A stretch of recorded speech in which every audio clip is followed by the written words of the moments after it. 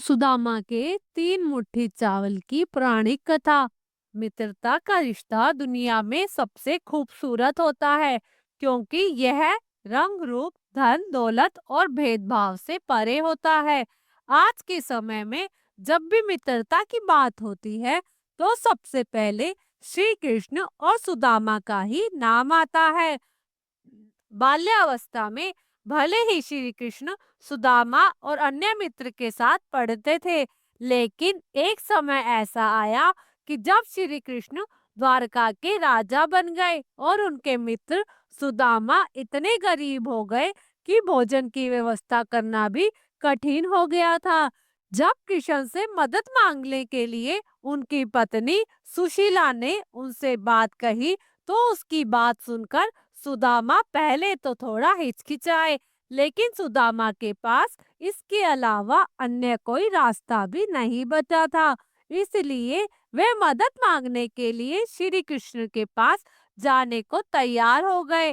कहा जाता है कि राजा, गुरु, मित्र, बेटी और मंदिर, इन 5 जगह पर व्यक्ति को कभी भी खाली हाथ नहीं जाना चाहिए। यह सोचकर सुशीला पड़ोसन से 3 मुट्ठी चावल मांग कर लाई और चावलों को कपड़े की पोटली में बांधकर सुदामा को देते हुए कहा कि इसे श्री कृष्ण के चरणों में भेंट कर देना। सुदामा जब द्वारका नगरी में श्री कृष्ण के महल में पहुंचे तो महल के बाहर खड़े द्वारपालों ने सुदामा को भावना से देखते हुए पूछा कि आप यहाँ किस लिए आए हैं।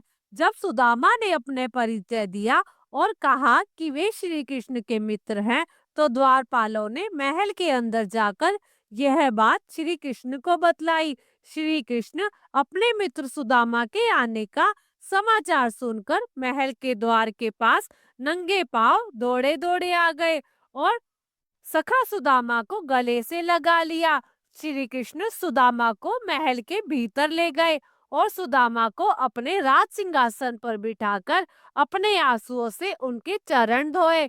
श्री कृष्ण को देखकर उनकी पटरानियां और महल में मौजूद सभी लोग आश्चर्यचकित रह गए और यह सोचने लगे कि ये द्वारकाधीश किस व्यक्ति के चरण धो रहे हैं।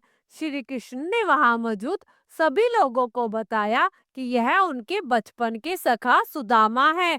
श्री कृष्ण ने जब सुदामा से कहा कि वह उनके लिए क्या संदेश लाए हैं, इतना सुनते ही सुदामा को लज्जा आ गई और उन्होंने अपनी पोटली छुपाकर कहा, कुछ भी नहीं, मुझे तो तुम्हारी याद आ गई थी और मैं तुमसे मिलने आ गया। इतने में श्री कृष्ण बोले, क्यों झूठ बोलते हो सखा? क्या आज भी बचपन की तरह है? तुम मेरे हिस्से के चावल खाना चाहते हो?